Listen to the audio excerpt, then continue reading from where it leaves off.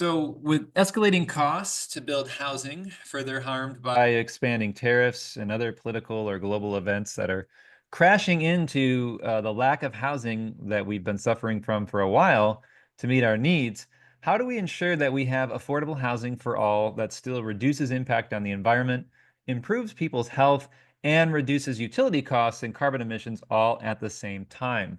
These things are not easy, but it can be done if we change our mindset and our thinking on how we build and how we renovate our housing stock. This is a topic we're excited to discuss today and to continue to discuss in the future, so please join in on this conversation. Now, before we get started, we want to say thanks to our sponsors who allow us to do what we do, our board of directors, our volunteers as well. And so a big shout out to them and thanks for them for having products and services and processes that help achieve sustainable outcomes within the housing sector. This session is brought to you by the Green Home Institute. The Green Home Institute is a nonprofit with a mission to empower people to make healthier and more sustainable choices in the renovation and construction of the places we live. Today, I will be a session moderator, one of a few session moderators. My name is Brett Little, and I am the education manager here at the Green Home Institute. But we also have another session promotional partner with ACES. So Ella, why don't you explain ACES a little bit? Yeah, absolutely. Thank you so much for joining today's webinar, and thank you, Brett and the DHI team for hosting and for being amazing partners. I'm Ella, and I'm the Programs Director at the American Solar Energy Society, ASES. We are a 501c3 nonprofit dedicated to solar advocacy and awareness. We've been around for over 70 years, and our three main programs is our National Solar Conference, which this year is taking place on August 4th through 6th in Boulder, Colorado. I hope you all can join. Our National Solar Tour, which I'll dive a bit deeper in on the next slide, and our quarterly magazine called Solar Today. Our mission is to accelerate equitable solar adoption and universal sustainable living by educating and building community. But next is our National Solar Tour. So I'm excited to share that this year marks the 30th anniversary of the National Solar Tour. This event is the largest annual grassroots solar event, which includes renewable energy and sustainable living, energy efficiency, etc. Tours are hosted by homeowners, businesses, organizations, and who essentially post their tour on the National Solar Tour map, either in person or virtual. ACES provides a platform, support, and promotion, along with resources for tour organizers. We get thousands of people to attend, both virtual and in person, all throughout the year. And please be sure to check out the map to either attend or host a tour anytime. Please note that while anyone can host or attend a tour throughout the year, we have our main showcase weekend this year on October 3rd through 6th, which is right at the beginning of National Energy Awareness Month. Thank you all so much, and I'll pass it along to Debbie up next. Hello, everybody. Welcome. And thank you so much for American Solar Energy Society for instigating this educational webinar. And thank you, Brett, with the Green Home Institute for hosting and promoting it. I'm Debbie Coleman. I'm involved with both organizations. I'm passionate about both of these nonprofits. And as an architect that specializes in passive solar and always advocating for small homes, I'm happy to help organize this webinar to promote those ideas further. I was excited to find Cillian's projects that incorporate affordable, sustainable. So when I saw his projects, especially the ones for Habitat for Humanity and then the one on the Hopi nations, I just knew we had to get him on the show to share the information. So thank you, Cillian, for your time and looking forward to hear about your projects. All right, and right before we get started, just a quick reminder that this session, like many of ours, is approved for multiple continuing ed, including all 5 pillars of green and our certified green home professional designation. AIA Health, Welfare, and Safety may make it applicable to your state-based design or contractor license.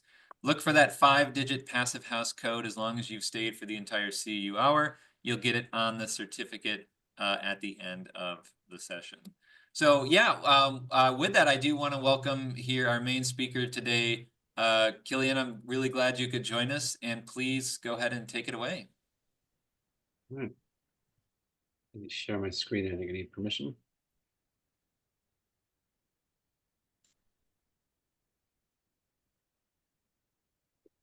Well, good morning, afternoon, everyone, wherever you are. Thank you for putting this together, and thanks for all your work running up into this or up to this presentation. My name is Cillian Liam Barrett. I'm the principal of Hearth Design Build based here in Almont, Colorado, up in the mountains. I'm originally from Ireland, trained as an architectural technician, but I've been in the US since 2007, and I've worked all over the country in a variety of different locations, but predominantly in cold climates.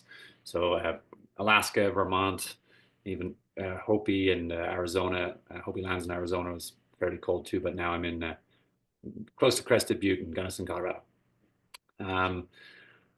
The focus of my company in the last 10 years has specifically been affordable, ecological, and socially minded housing. And I've been lucky to work for and work with a lot of great organizations, which will feature in some of these projects today.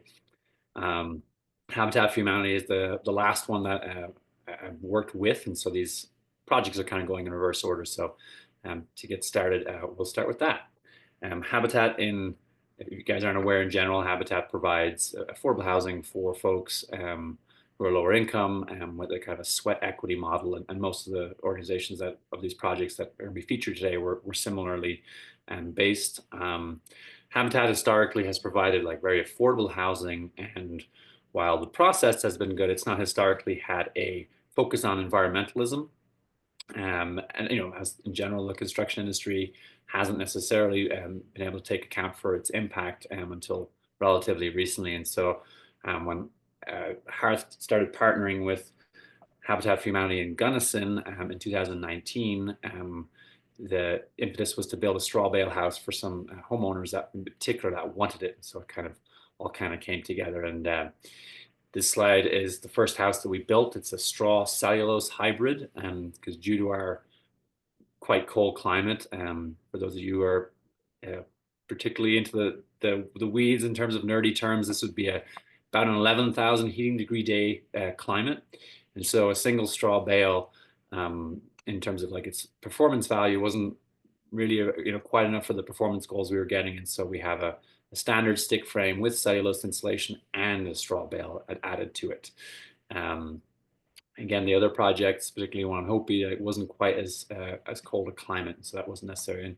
And as it happened around the time that we were doing this project, Habitat for Humanity as an organization was starting to focus more on ecological impact, and we were fortunate enough to be a recipient of a couple of their awards for 2 consecutive years in a row with our builds. Yeah. So again, this is that same house. So we set out some pretty high goals for ourselves for this house. It was a 2-bedroom, 1-bath house. The homeowners were very committed to the project and the ethics and the ethos of it. This house, our goals were to have it be net positive, and not just in an electrical sense, but in a general sense. We're like, okay, how can we build a house that actually has the most amount of impact in general? Part of the philosophy that our company had developed is something called resource conscious construction. And so rather than just saying like, how can we have this be electrically, solar positive, or how can we use local materials, or how can we use keep our money locally, we try to invoke all of those, if not more, and kind of look through that lens, similar to like triple bottom lines, but also looking broader at a broader spectrum of impact, such as people's time, goodwill, or water, soil, local material, all that kind of stuff. And so that was a big part of how we came up with the program for this build. So part of our reasoning was if we reduce our energy use to kind of passive house levels, we'll actually be able to have excess solar that not only is available to the community, but also to the homeowners. And so when we say net positive, specifically with electrical, this home had such a low heating load that the homeowners recently were able to purchase a secondhand electric vehicle and drive about 50 miles a day on average on the excess energy produced by an average size. So this is a 5 kilowatt system, but we're not just looking at like, how we can just have our impact as a build, but like how to create more of a homestead in terms of our impact. And so, like I said, with a relatively affordable secondhand EV, these homeowners are also now to commute to their work and still have basically just paying the electrical connection fee for being grid tied. The interior of the house has all clay and lime plaster finishes. These are all made from local materials, either within Colorado or actually within the valley itself. The 80 to 85% of the lumber used in this building was harvested from within 50 miles of the building site itself. And the majority of the plaster was also from within the valley. The wood you see in the ceiling was harvested again within 50 miles. We tried to avoid as much engineered wood as possible, the exception being the trusses. And so Habitat has this program or a collaboration with the We Build program in Crowley Correctional Facility. And so they actually provide low-cost cabinets as well as structural members for the roof. But apart from that, everything was locally sourced, and we actually processed a lot of stuff on site as well. We're looking south in this picture, so we definitely were very cognizant of the sun when we were building this, but we weren't relying upon, I wouldn't call this a solar house so much as it is taking advantage of the views and the sun. Basically, the way we design our houses, we have the philosophy that in general, we need to focus on the envelope and high insulation, build it tight, insulate it right. And we basically have focused on that because not every house gets great solar orientation. And so if we have more of a envelope system, then we can make it more adaptable to different sites versus being like, oh, we have to have it's facing south and it has to have all this solar gain. So actually, in this house in particular, we have really high performance passive house certified Alpine windows manufactured in the Front Range of near Denver. And we do actually have an average basically sunblock and like a low solar heat gain, just so we don't overheat in the summertime because the envelope itself performs very well. This is a view looking from the kitchen back into that living area. This is a pretty small, this is a 2-bedroom, 1-bath house, and so it's a very compact design. Every project you learn new lessons. And so if I was to build this again tomorrow, I'd probably increase the size of the footprint by a couple of feet in either direction just to give it a little bit more room. But what you're looking at is either all the material is either recycled, all those doors are reclaimed from Restore. Again, like so, most of the natural materials you can see are from the site or from within 50 miles of the site. And the homeowners did a beautiful job of picking colors and decorating. And if we look actually to the left, we can just see the louvered door. That's actually the laundry closets. It's a very compact design. Later on, we'll see a footprint of the 3-bedroom, 2-bath version. So it's very economical in terms of its size, which is about 900 square feet. And so that's part of like where the high performance comes from. And it's, I'll just give a shout out for efficient size housing is no matter how efficient you make a house, the smaller you make it, that's the easiest way to save on energy and definitely cost and materials. We chose to have less openings and then larger ones to save cost and also thermal bridging and heat loss. So the bedroom here, for instance, only has one window that's 6 foot wide by 3 foot tall. So lots of light. We angled the window jambs because it's a very deep wall, and it's the whole wall around the whole building is 20 inches thick. And so that allows more light to kind of come in and sort of flare out, and also just makes a nice feature. Both of the bedrooms actually have 2 walls on the exterior, and so you could potentially have windows to the right-hand side behind the bed, although that'd be a north-facing window. So again, because of the budget restraints of the project, we only did 1 window per bedroom. The lower right-hand photograph is also a bedroom, but because this was a single couple with no children, that's been used as an office and studio space, but that would otherwise be the bedroom. And again, could have a window to the north if so needed. So we collaborated with a local solar company called Nunatech Solar and Rich Strongberg of Western University, who's an instructor there at the MEM program, which is the Masters of Environmental Management. And he was the one that turned us on to on-set monitoring data equipment. And so he took on the project of inserting these temperature and humidity monitors, about 20 of them, throughout the whole envelope. Now, we were somewhat responsible with our innovation on this project because we were doing one of the first straw bale cell hybrids in this community, and definitely the first one that was done with student and volunteer labor. Excuse me, sorry, the second one that was done with student and volunteer labor, but the first by Habitat. But we were doing a novel system which was sheathingless, which we'll see in a later slide, where basically there's no sheathing on the building. Our shear is obtained by using diagonal strapping over the top of an air barrier and water barrier. So on the bottom, you can see the 3 monitors that we've inserted at different depths into the wall. So the 3 of the walls, this east, south, and west walls, are all straw bale with 6 inches of cellulose on the exterior, and then that membrane from a Proclima Mento membrane from 475 Supply out of Brooklyn.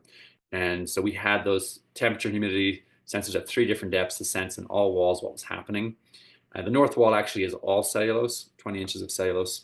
So that was like, we were trying to figure out, like, you know, how the different envelopes perform and how the different aspects and walls perform over time. The south was definitely the most interesting, and there was a question from a senior engineer called Alex yesterday about, like, the amount of sensors we used and relative humidity and where we placed them. But basically we stuck the sensors within the installation, and this was built in 2019, and so we've had 6 years of data now, and I can tell you the building's performing very well, and it's, in terms of like moisture mitigation, it's got a rain screen, so it's a highly airtight but very vapor open system, and I'm very happy with the results and the performance of the buildings. And I should mention in the other picture here, you can see the solar, but there's actually in one of those boxes is an electrical monitoring system. So every circuit in the house has its own individual monitoring from an organization called, or a company called Emporia Energy. So we're not only able to know how much energy the house uses and how much solar is produced, but also how much each appliance uses. And we have water monitoring to monitor the amount of water, the amount of hot water, etc., as well as indoor air quality. So yeah, this was the second building that we built for Habitat and with Habitat, and kind of building on the success of the first, as you can kind of see on the left. And this was a 3-bedroom, 2-bath. As you can see, it got a different award from Greenville Magazine. This was during COVID that we built this, so we had a lot of challenges to figure out on this one.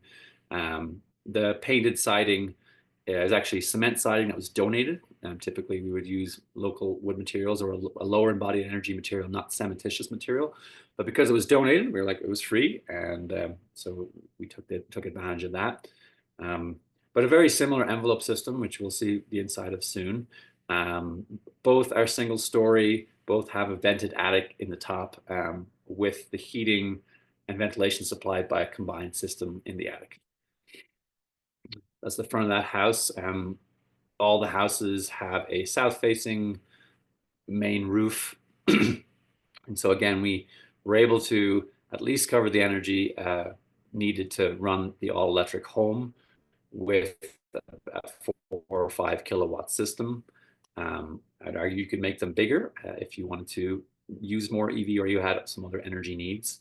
But we worked with Rich and with Nunatech and with students to put these on and design and install them in a way that was appropriate to the demand needs. Again, this is an interior shot of the 3-bedroom house, and you can see the plan on the side. The only real difference between this and the 2-bedroom is there is a bedroom in the top right and a bathroom for the master. Again, with all that gray wall surface area in the interior, that's all plastered.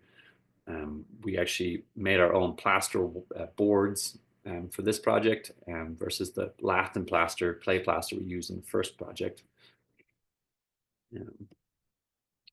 Again, this is more another interior shot. Again, we created these cabinets for us at a reduced cost. We had heat pump dryers and conventional appliances provided by Whirlpool, who have a working relationship with Habitat for Humanity in general.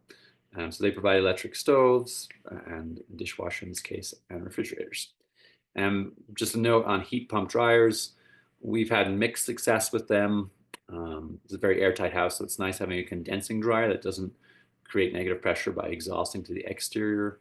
But we've found that they're a bit of a challenge to maintain, and at our high altitude, some of the electronics have issues over time. Lessons learned.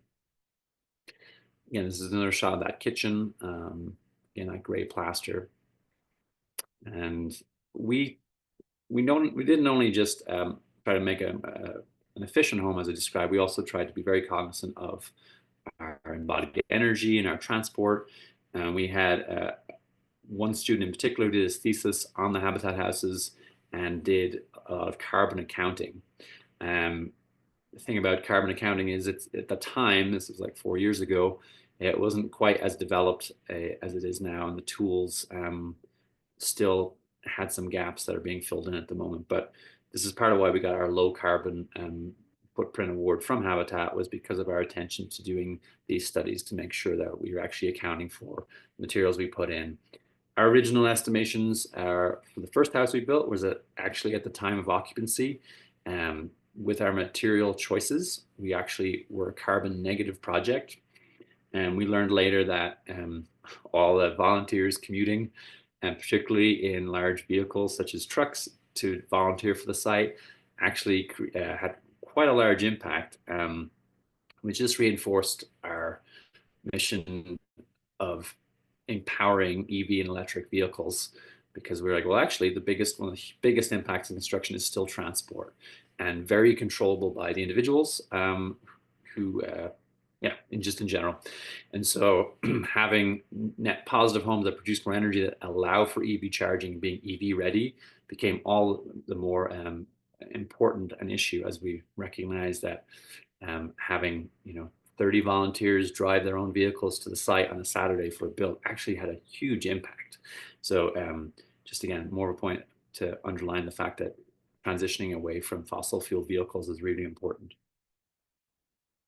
And this was that same house again. This was our crew of volunteers and staff from Habitat Gunnison Valley. The timbers that you see there were harvested within the region. This was a shot of the streets. This is actually a community that Habitat has been able to build on for the last several years. And so you can see 3 of our projects that have this net positive impact. But you can also see the previous 2 houses, which we went back and retrofitted solar to. You can also see that the solar is kind of a little bit patchy, as Rich Strongberg works with an organization, or has created an organization called Equitable Solar Solutions, and they not only donated the material, but a lot of their time, students' time. So we don't always get the matching or the prettiest solar panels, but they have a program where they recycle solar panels for community use, like this situation. This was the third home, just some of the aesthetic details, and also trying to work with durable materials. The steel rusted metal is obviously for those of you who aren't familiar, but in mountain towns is a very fashionable finish at the moment. But actually it's very practical. And so while the steel itself isn't made in our local community, the rolling of it into corrugation is. And by just using raw steel and adding a vinegar solution, we're able to patina it and not have any toxic paints, because often paints associated with painting metal and have a really high impact, both from terms of energy, but also from a toxicology perspective. So going with that aesthetic choice, while steel does have a high embodied energy, as a long-term durable material that doesn't require maintenance, there's a reasonable trade-off there. So we use it for siding in this situation as well. This was the interior of that third home. We focused a little bit more on wood finishes again. We did a lot more trim work on this house. The floor, unfortunately, is not wood. It's a polyvinyl, or it's a PVC vinyl plank, which was affordable, if not the ideal impact. Something we actually experimented with this project was using OSB as a finish. And so we sanded the OSB subfloor, did a really nice finish on it. And I really liked it, but it wasn't to other people's appeal. So in the bedrooms, we plastered from 3.5 feet up, but we did wood paneling, again, local lumber that we sanded on site and did a clear finish on. So the bedrooms all had this more durable lower wainscoting. Again, lessons learned in the previous home, especially in children's bedrooms, having plaster low down proved not to be as durable as we would have liked. And so having this wood allowed us to take a few more knocks. Now we're kind of going a little bit in reverse, but working from the foundation up, not on all of them. We tried different projects as we were always looking to try different approaches and new materials. And so, but on the first house we built, this was a cork material we used for the foundation. Now, cork also has a negative carbon impact by time of arrival, supports a fantastic industry and ecosystem in Portugal. So we're very happy to be using cork.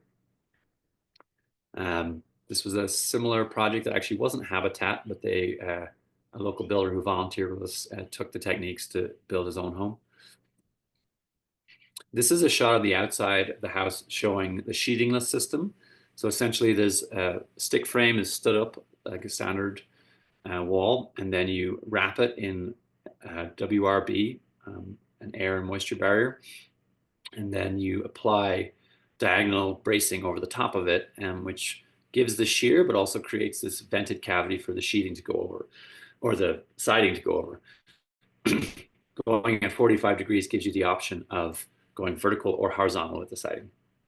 The roof was a skip sheathing system, like an old traditional roof. This gives you a little shot of that double stud wall system. We either installed all cellulose or did a straw cellulose mix. Again, very vapor open, but airtight. All these houses, when we did blower door tests, and this was using students and volunteers, very few experienced high performance professionals. All these homes got a blower door test of 0.4 ACH 50 or less. Here's some of the details of how we dressed the windows and the doors. You can see cork used there for some thermal breaks around the headers and jambs. This is a shot of the inside of the straw bale cellulose wall system. We ended up, because there were so many windows and doors and there was so much framing, we ended up actually just framing the exterior wall and not having free form plaster on straw bales, but going over it with lab plaster. Excuse me. And on the top right is an example of our clay wall system that we developed, which was basically making our own drywall panels, but using clay plaster and hemp, or sorry, excuse me, and jute burlap. And so we made these 2x4 foot panels. On the flat, we would dry them out in drying racks, and then we would install them using drywall screws. You can see we've mudded and taped all the seams with with the gypsum quick mix. Again, an exterior 20-inch thick wall. We use a drop ceiling below our trusses to make sure that electricians make very few penetrations through our barrier. You can see then just the finished ceiling being installed. Because of the size of our ducting for our HVAC, we ran above in the attic with our ducting. And there's an example of that. So we have mostly 8-inch trunk duct, trunk and branch, 6-inch branches. So we supplied fresh air to the bedrooms and living areas, and extracted our exhaust through our balanced ventilation system from the kitchen and laundry room areas. And this was our first blower door test, 0.32 ACH 50. I think that was one of the lower ones we got. And again, a very small building, but very low CFM. And this is one of the students. This was the peach color one of our clients chose, just proving it's actually peach. And this was the most recent. I actually wasn't involved with the design and the management of this build, but they adapted the design and the envelope system we'd used to build 2 houses at once, and went back to the wood-sided finishes. So this wasn't constructed by our company, but beautiful work done by the crew that took over. I can stop for a minute too, because we can move on to the next project, or if people had some questions for a couple minutes about these habitat projects, I'm happy to answer now. Yeah, you know, the straw bale kind of conversation came up a little bit, and I think you know, obviously we have a lot of people building in what we would call the sort of cold, wet climates where it becomes more challenging, I think. So I think they just wanted to hear from you just on, again, how you're, you know, ensuring that straw bales, you know, not rotting, not having mold issues, and you know, whether you have any suggestions this, you know, in these other climates that are a little bit more harsher towards it as well. Yes. So the first thing I'll say, there's a reason why I love Colorado. For 250 days of sunshine a year and barely any rain, it's my favorite climate I've ever lived in. So when it comes to moisture issues with housing or with construction, there's really 2 phases, right? There's the actual construction process, and then there's the use over time, the actual occupancy. So I would say, excuse me, once you detail a house correctly and you understand building science principles, really straw bale is, or straw as a material, is appropriate for almost any climate and any application above grade. It's the construction process that really the climate hampers the most. And so I think one of the solutions for that, with using straw as a building material, and a very regenerative one, is offsite manufacturing. And so that, in my opinion, that's really the future. There's no other way that the housing is going to go, or just construction in general, which is climate-controlled offsite manufacturing of building components and modular housing. In which case, straw, there's really no excuse to not use natural materials such as straw or hemp, or other materials that are more susceptible to moisture. And the thing is, with these vapor open envelopes, we're using wood, cellulose, straw, hemp, and they're essentially the same material. They're just assembled in different ways and different densities. So a piece of wood will also rot if you get it wet. It'll just take longer than a straw bale. So but they're both predominantly made of cellulose and lignin. And actually straw has a lot of silica in it as well, which is part of its fireproofing properties. And so I can only imagine that straw will become a more predominant building material in the future, especially when that aspect of construction and weather damage is mitigated by offsite manufacturing. Great. Well, and I should actually mention too, part of our choice for straw bale was carbon sequestration or sequestering. And so when we're trying to actually create buildings that are climate solutions, we want to pack as much carbon into the building as we can. And the easiest, cheapest, lowest impact way to do that, and also from a financial perspective, and the most locally kind of circular economy way to do that, is to use local straw bales. But you can import panels now from Canada that have straw in them, cellulose, hemp, whatever you want in them, and they're literally just plywood boxes. And so it's very much going into the realm of high production. But again, using local straw bales from local farmers is the way to best impact your local community. Well, I want to invite anyone who didn't get their specific question answered about straw to re-ask it, and we'll come back around to it later. There was a lot of chatter and conversation, so if something was missed, please bring it back up. But I think you made a good segue on carbon, embodied carbon. You mentioned low carbon. Now, in a lot of these projects you built, that was before, I think, the trend took off in 2021 of the term embodied carbon, upfront energy. It became a big talk. So I think I just noticed I mean, we've been talking about it forever, right? But it just became very trendy around 2021. And so now there are a plethora of embodied carbon modeling tools, just like we do energy modeling. Is that something you actually look into now? So then just making statements like, oh, this is low carbon, do you actually approach projects with looking at an embodied carbon and actually modeling out and seeing what your true impact is? Absolutely. So we've used a variety of tools. Excuse me. Predominantly the BEAM tool from Builders for Climate Action, which I highly recommend as a resource. They've been industry leaders in building tools that are available to both builders and designers. So like I said, originally we used the version in 2019 for that first home. The readout we got was that our house was actually a net negative carbon impact. So by building that house, we actually reduced carbon in the atmosphere.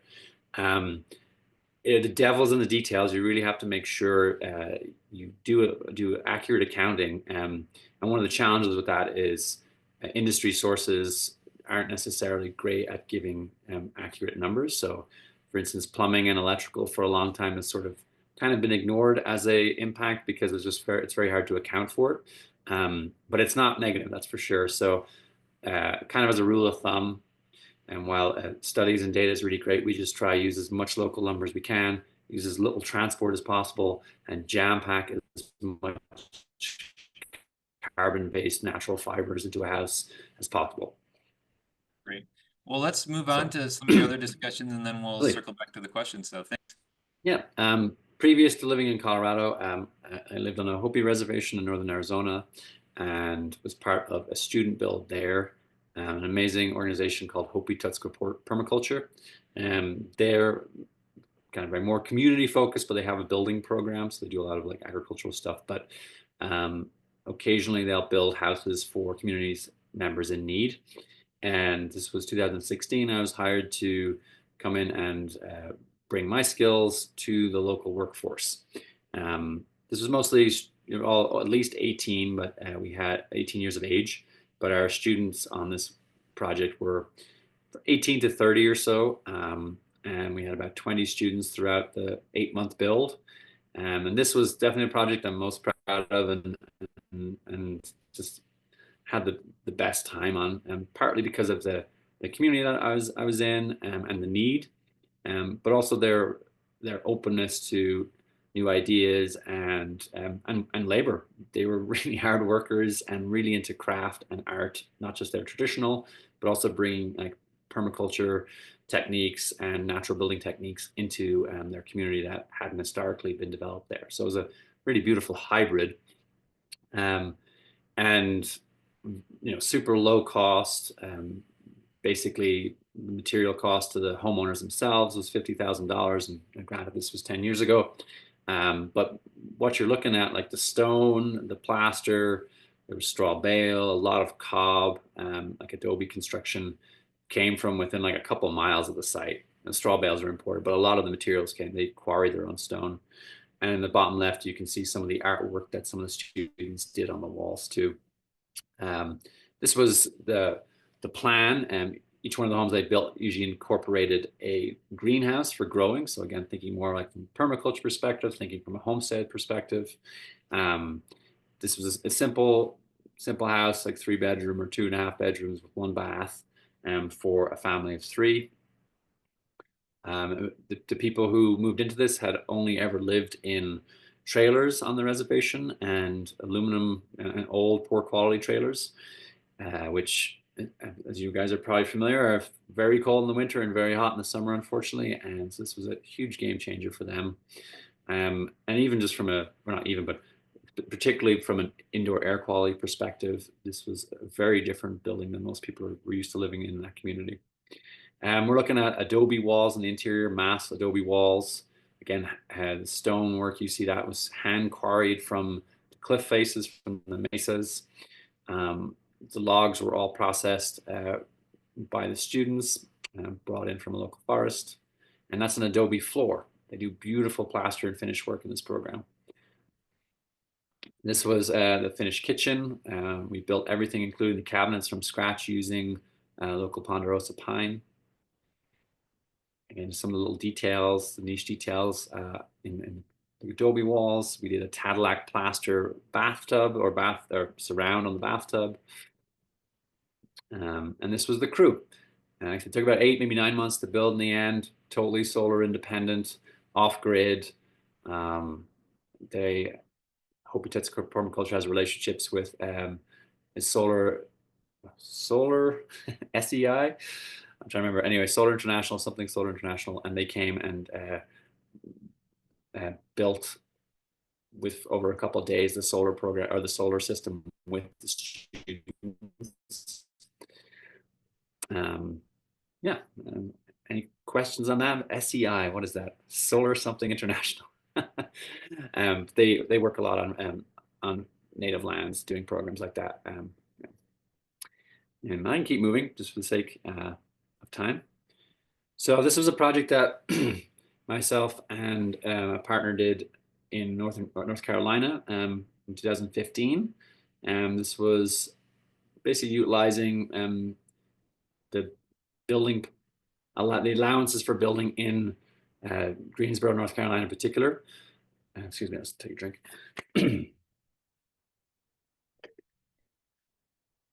We elevated the building up on stilts to be able to take advantage of covered space underneath, but not have usable square footage area. It pushed the building up into the forest, named the Roost. This was an attempt at having very low embodied energy, but useful additional ADU space.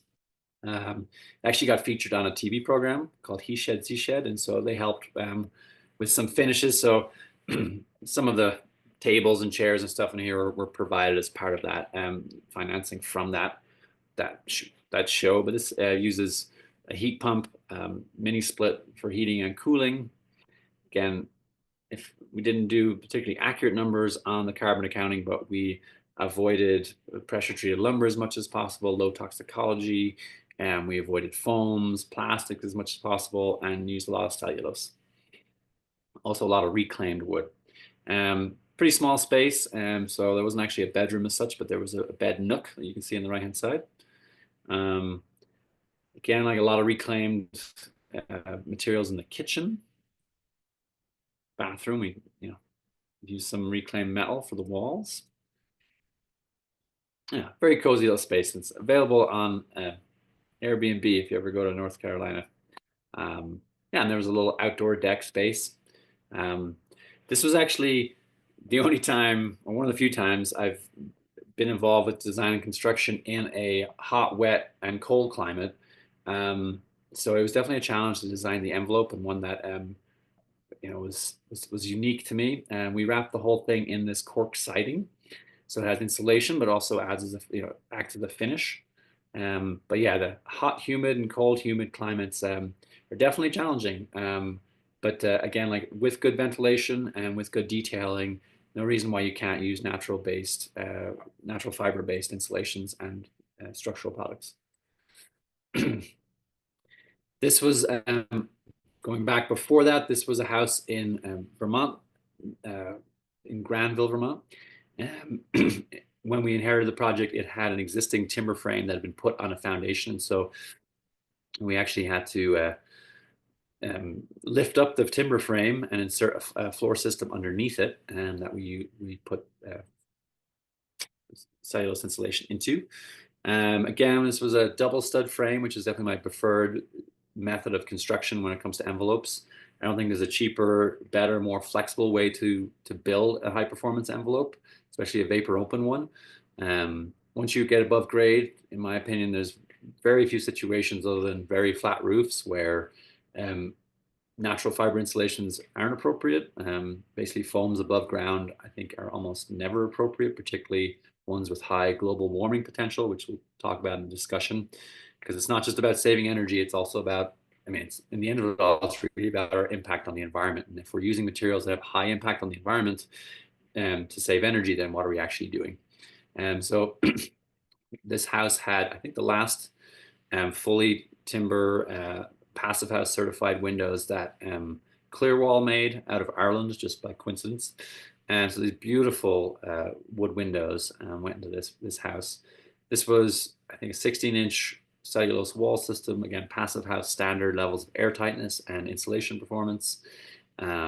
and we used a Lunos HRV, which is a spot HRV, so not a balanced centralized system, but a pairing system that uses two. I believe we had 2 Lunos in each floor, and then one in the bathroom as well, so 3 total. Again, we had like the client wanted to have a foam and formaldehyde-free envelope, so we used local lumber that was milled and within 20 miles of the site. And very little concrete used, grade beam over rubble trench foundation. This was the design process. I would give a shout out now for, this was 2014, so still kind of maybe the early days before Revit had been fully adopted by a lot of the architectural industry. I've used SketchUp, I still do, partly because it's very flexible, unfortunately not particularly automated.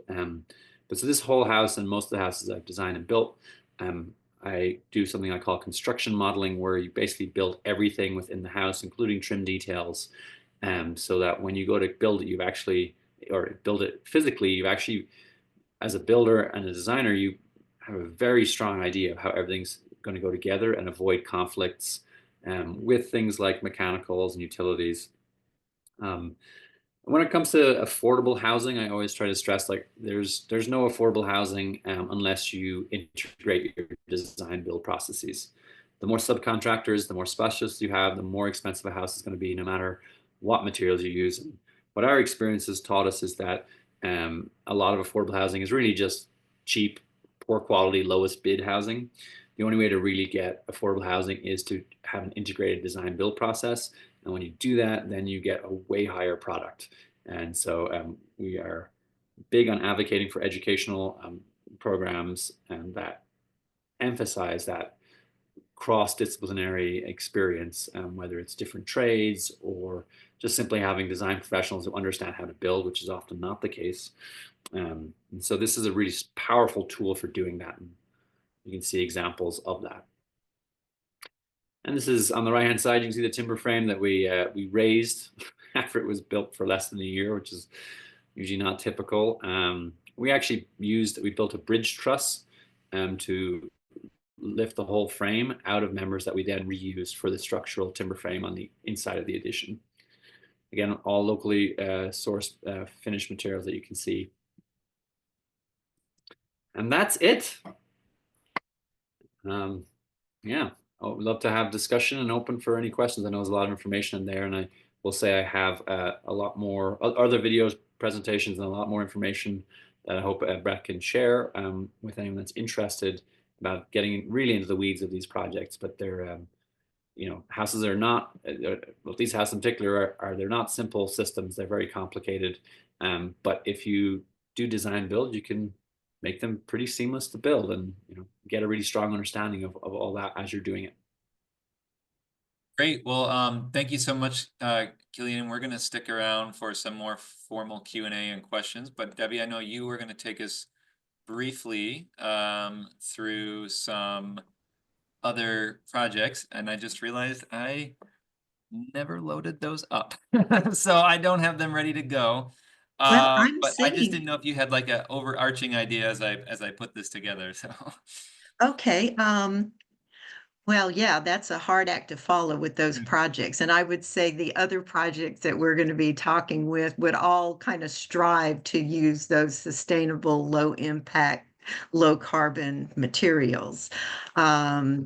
But for whatever reason, lack of professionals that are knowledgeable in the area, sometimes lack of a willing client, you can't always do as much as you would like. And I think all professionals that are involved with these kind of projects are always pushing for more. But these other projects that we wanted to show are projects throughout the U.S. where people are trying to do a lot more. And I'm really impressed with Habitat in general. When I see a project where Habitat is striving on this low budget, if they can do it, then all arguments for other people with more money, just to me, it just goes out the window.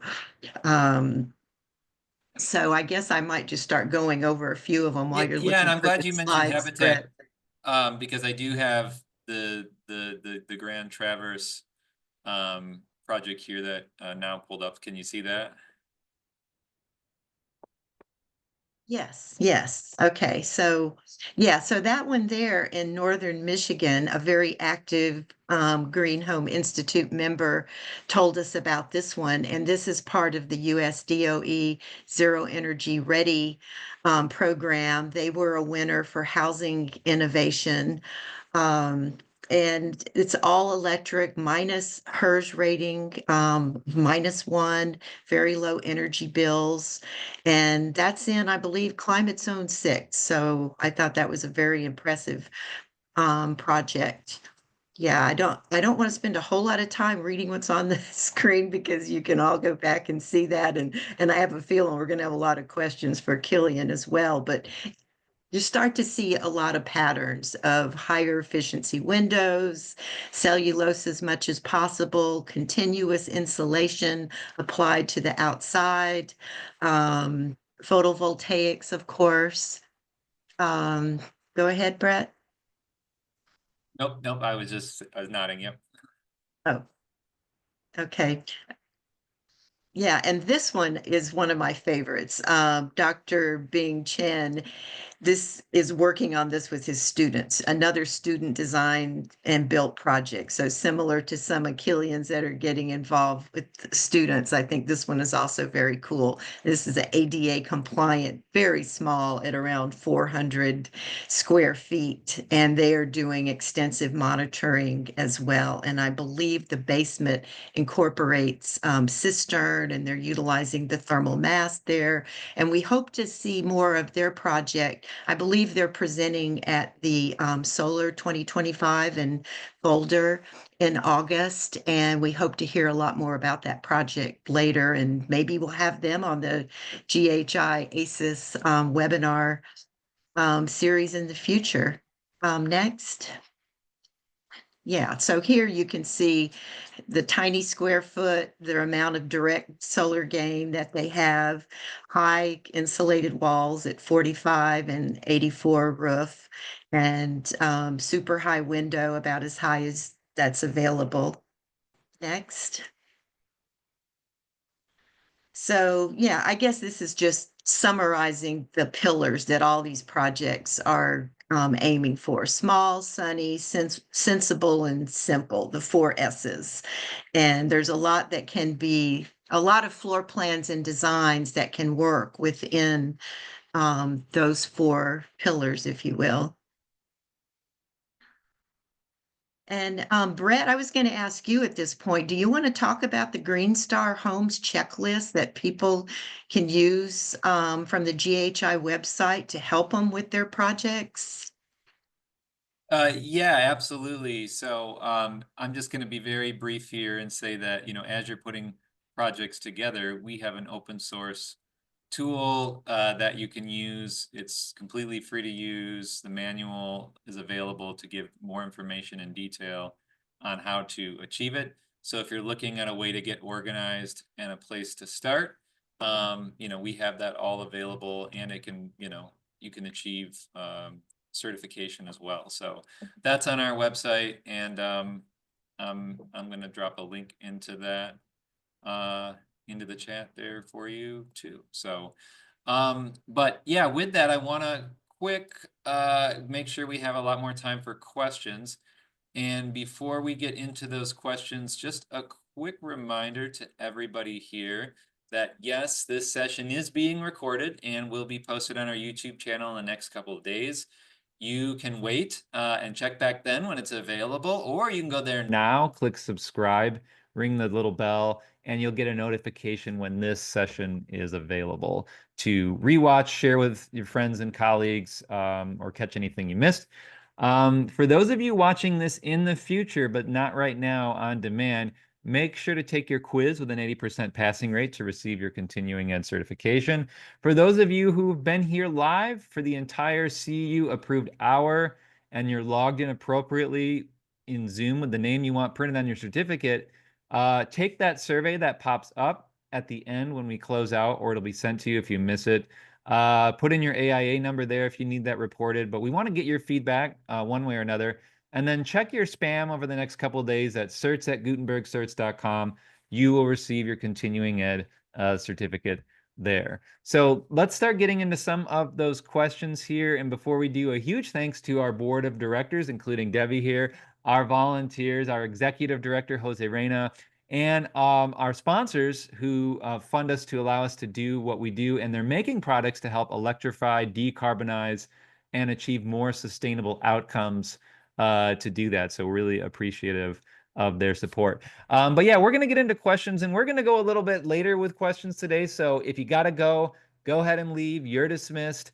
But if you can stick around and engage in the conversation, we want to get to a lot of these questions that are coming in. And I want to go back as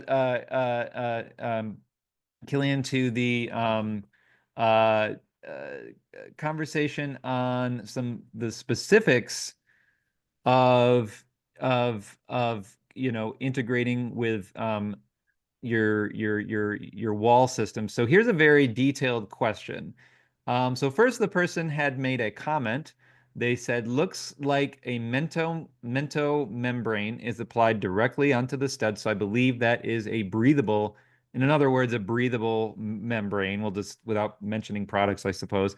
And then covered with a layer of 45-degree furring strips. So again, this is a comment. But the question is, any concern of the membrane tearing with no sheathing layer supporting it, especially during construction? How do 45-degree furring strips provide ventilation drainage plane behind cladding? Are they perforated? So great question. I have no problem pushing these products because they've 475 buildings, high performance building supply in particular, has been an amazing leader in high performance and ecological construction, and always happy to promote them. And also just a wonderful business. So they provided the ProClima Mento, which is a German product, which is a perm of 40. So it's highly vapor open and a great place to put it on the exterior. Yes, during construction, it is challenging to not damage it. We used their 3000 version, which is a bit more durable. Working with conventional professionals in construction, I have been hesitant to use that, and because the details require a lot of training and not to be pejorative, but like contract or general carpenters are not always the most delicate people on site, and so like it is something to be considerate of. Like, is this product durable? And if someone punctures a hole in it, are they going to report it to the site supervisor, or are they just going to move on and put the siding over? And so if I have full control, full design build, and I'm running the project, I'm a lot more comfortable doing that, like I did with Habitat. If I'm a consultant or a designer only, then I have not advocated for that system, again, because of its lack of durability and the likelihood of damage and people not reporting it.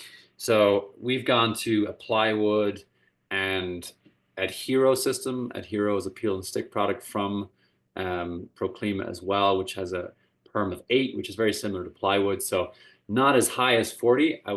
My dream product is a sheathing product that has a perm of 40, and you can just tape the seams. It's always been sad to me that Hubbard Zip system doesn't make a plywood version of their system, because they have OSB covered in a coating that has high permeability, but OSB does not have high permeability, so it's kind of pointless. But yeah, so the idea with the 45-degree strips is it is a bit of work. It works very well. If you're building your own house, I'd highly recommend it. You get a lot of benefits, including that breathable rain cladding screen out of that. So if you have more time and local materials than you do money for labor and such, or you've low labor rates, then go for it. If you have high labor rates and conventional carpenters, I would not recommend doing that system for that reason. Functionally, it works great. You got to make sure you detail it too. We have had one issue where we ran into a rodent intrusion through a roof barrier because it wasn't detailed correctly. There was a part where they were able to get access, but typically we do a pretty good job of making sure rodents and insects don't get inside rain screens and such. So, it stood out to me in the very first project you were showing us about how you mention you would increase the square footage? Because a couple things, obviously. Number one, the biggest alert that went off in my mind is probably from the time you built it to now, costs have escalated, exponentially, to add any more square footage. And then number two, of course, when you add more square footage, you have to condition it, so there's more operational usage, there's more embodied carbon. So I guess my question to you is then, you know, do you consider what we call right sizing of homes and using strategic design strategies to have smaller footprints? Are those things that you've used? And did you get a sense from the occupants that it was, just too tight, I guess? Yeah, I mean, that's really nothing to do with ecological construction. That's really just design. It's purely a design conundrum, is how do you keep the usable square footage? Because one of the problems is a lot of metrics, including real estate, use exterior square footage for their metrics. So they're like, oh, you have a 1,000 square foot house. But then if you build a thick, well-insulated passive house wall, then you lose like a couple 100 feet or 100 feet of that area. So, I can't change the real estate industry, but with our drawings and with the initiatives we're working on locally, we always advocate for differentiating between usable square foot and footprint. One way around it is if you do exterior insulation, such as a Larson truss system or TGIs, most building officials will take the footprint of the foundation as their square foot basis, in which case you can actually take advantage of that and do a 2x4 wall, so you can actually gain a couple inches back and then put your exterior insulation off the outside of that. But again, the two metrics are, the most important metric is usable square footage, in which case it doesn't matter what your envelope is. That's just really a design question. So in that situation, yes, the homeowners found it was a little bit tight for their liking. And when you have, but we were also not the first home, but all our other homes were also ADA compliant. And so that's another thing, which is a tension, is if you want to have an ADA compliant home, you're going to have a lot of extra space that you have to account for. That's a large bathroom, large corridors, plenty of room. Even when you need 36-inch doors, you need 3-foot doors in the interior. And so we set that as a standard for, in where I was trained in Ireland, it's called universal access, which is, I think, a better term than ADA. But if you do set that as one of your goals, then you're going to have more space, or you're just going to have you're going to use more space. And so with the 3-bedroom model that I showed you, we actually managed to be ADA compliant and get 3 bedrooms and 2 bathrooms and an ADA compliant bathroom into just under 1,300 square feet. And that's exterior, that's not even usable square feet. So I think that design, well, like I said, it's tight, was pretty remarkable that the design team and the students who were part of the design team were able to pull that off. Yeah. So, on the note, the other part of a question that came in, of course, is always, how much do these kind of homes cost? Cost per square foot, cost in general, and comparing it to, when it was to where we are now. One thing I noted, you had mentioned, like, I think on the Hopi project, a 50 or some kind of mortgage, which I think that's always great to put it in those terms, right? Because no one's going to build these homes unless they have a mortgage that is affordable at the end of the day. That's what it's all about. So, obviously it's a loaded question when you ask someone costs, and everyone answers it differently. So what is your response to, how we're going to be able to achieve these homes, in a financially sustainable way? That's a whole different topic that's actually, again, got very little to do with environmental construction or ecological construction. It's really a financial question. And my experience is a lot of builders kind of the financials, at least historically, have been a bit of a black box. And if someone will pay $800 per square foot for a house in a desirable area, then that affects construction costs, right? That affects labor costs. Kind of long story short is basically I'm a big proponent of design build and financial transparency, because if you don't do those steps, I don't think you're going to have any change in the industry. You're not going to be able to provide community-based housing, ecological housing, housing that has like other metrics beyond cost if you don't create transparency, number one, and create integrated project delivery. And so, with our educational initiatives, that's always what we try to focus on, is making people energy literate, making people financially literate, making people have business acumen. If you don't understand, how the finances of construction work, you can only impact it so much, right? It's such an important resource. So again, when I mentioned resource conscious construction, obviously money is a huge part of that. And so when people talk about affordable housing, most what they're talking about is cheap housing. And there's a whole industry, a nonprofit industry designed around that essentially works very similarly to the for-profit market rate industry, except it's subsidized by local governments. And that's you have a development company that comes into the affordable housing, but they're just a development company, and the only difference is their profit is coming more from local governments and subsidies than it is from the market. So that's a huge topic that I just don't want to go into. But I will say that the way we were able to deliver the habitat houses are a better example. The first house we built was $180,000 to the homeowner, which didn't involve the cost of volunteer labor. It did involve my design and management costs. That was $180,000. The 3-bedroom was then $220,000. Next year, I think it was closer to $250,000. And that's just increase in material costs and also subcontractor costs. But the way we were able to keep those costs that low was because we essentially, I was the designer, the builder, and the project manager. And that's not a credit to me. That's a credit to having those three things integrated, that design build model I was talking about.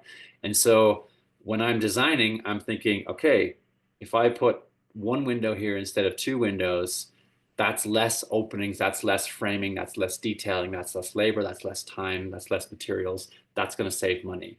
And an architect or a designer will not necessarily be aware of what entails for the detailing or the framing. And then when someone receives a designer's drawings, they may not be able to affect, they might know that answer, but not be able to affect the design. And then also on building it. So when there's stuff that comes up on site, and especially if I've done the construction modeling I described, a very strong idea of how to build this. So that would I'd say that I'd advocate the only way to do affordable housing, regardless of whether you have ecological goals or performance goals, is through integrated project delivery. And if it's a small custom house like a lot of these are, then one person doing that is the most efficient way to do that. Yeah. Yeah, fair enough. So the other one is kind of going into window preferences. If you can just go into a little detail on that. Are you using double, triple? What are some of the barriers to using triple if not? Yeah. So all the projects that you've seen, with the exception of the Hopi project, all have passive house certified windows. Oh.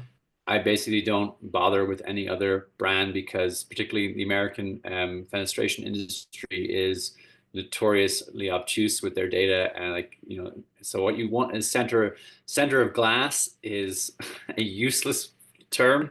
If they the R value of this window or the U value is center of glass, I'm like, that doesn't matter. I want to know how much the overall R value is of the window. So when I'm designing, when I'm doing my modeling, my energy modeling, I can say I have 2,000 square foot of wall and I have 100 square foot of windows. I can just literally put in a total R value. So with Passive House certified FIAS or PHI certified windows, I know that their performance, their thermal performance is great. I don't have to think about it. And then I also know it's going to be airtight, so I'm not doing a blower door test and wondering why my numbers are so low. So I just advocate that basically as a minimum standard should just be Passive House certified windows and doors. I don't even bother with any other manufacturers or any other people who don't have that certification.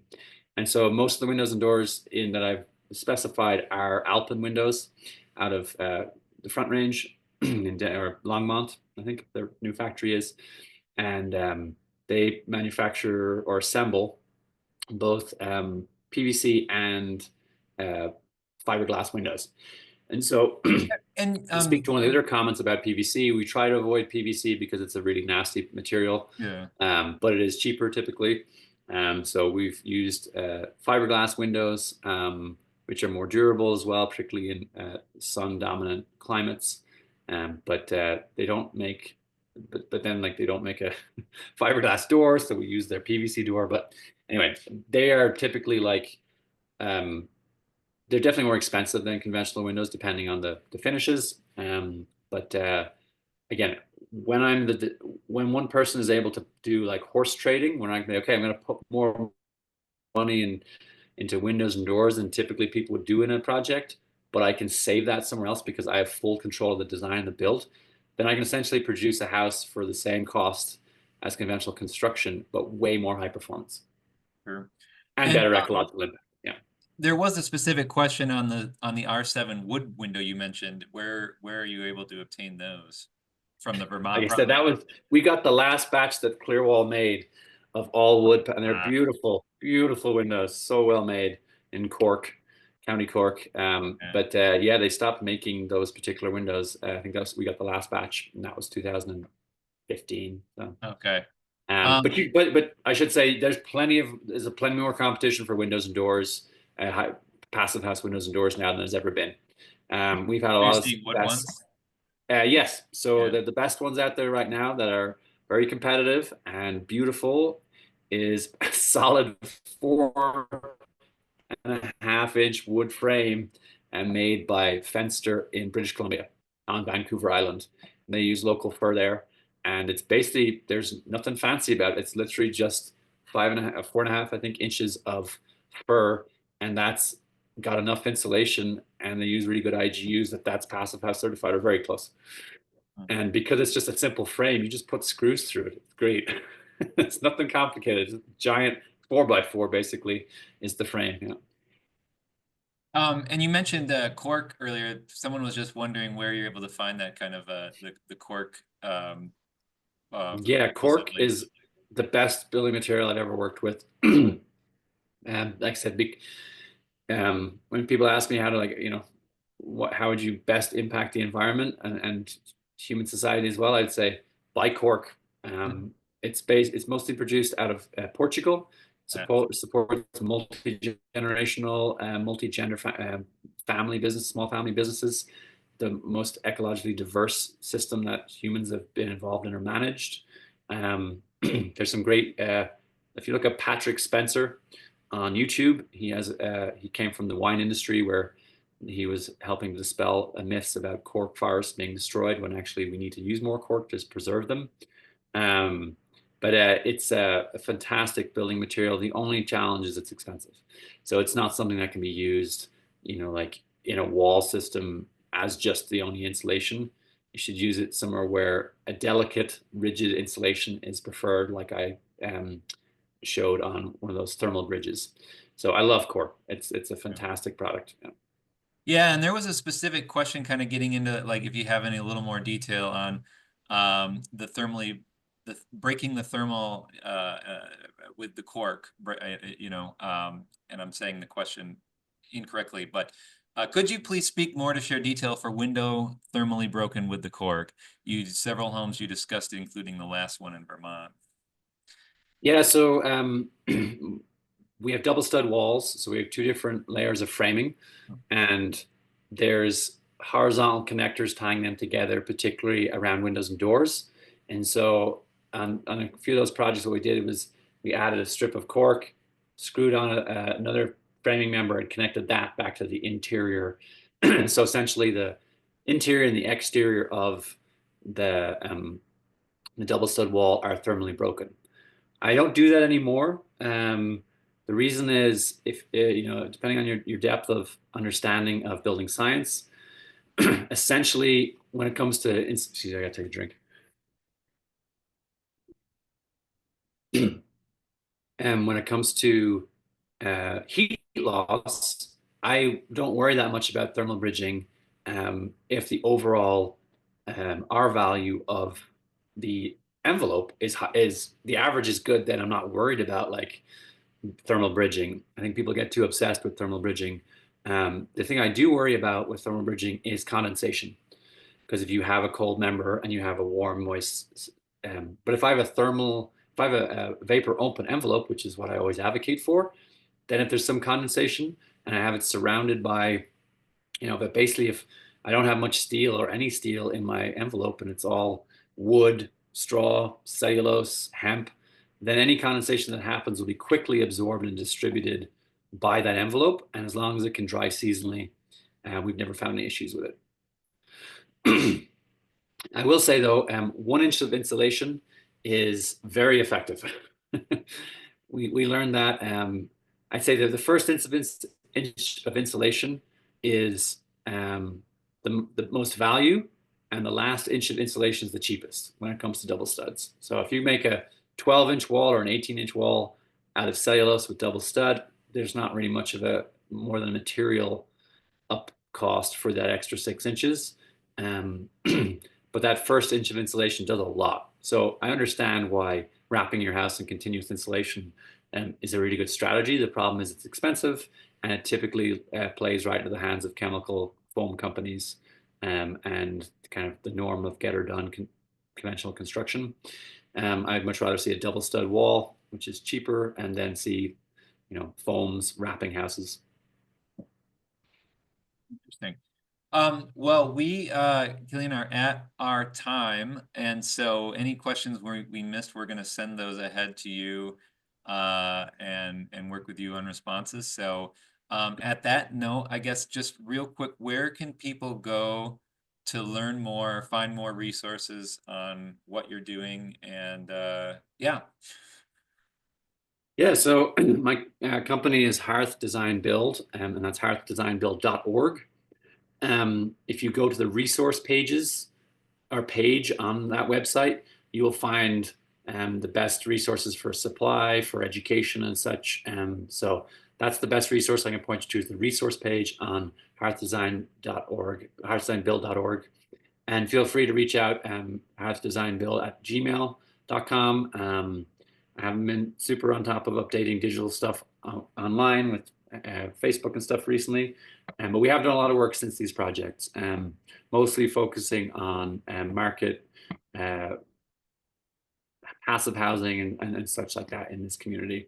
And we're always trying to develop educational programs. We're always looking for partners and people who are interested in being involved, and so and always looking to learn. So I hope that from this, there's lots of new conversations that are generated, and hopefully new relationships and contacts and connections.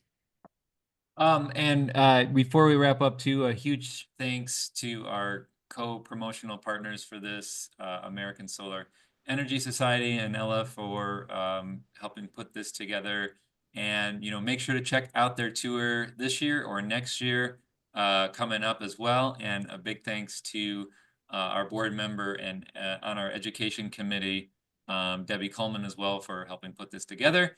Cillian, thank you so much for joining us and walking us through this great work that you're doing, and I hope to see more of it. So thank you all so much. Take care, be well, and we'll catch you next time. Goodbye. All right. Salam. Thanks, everybody.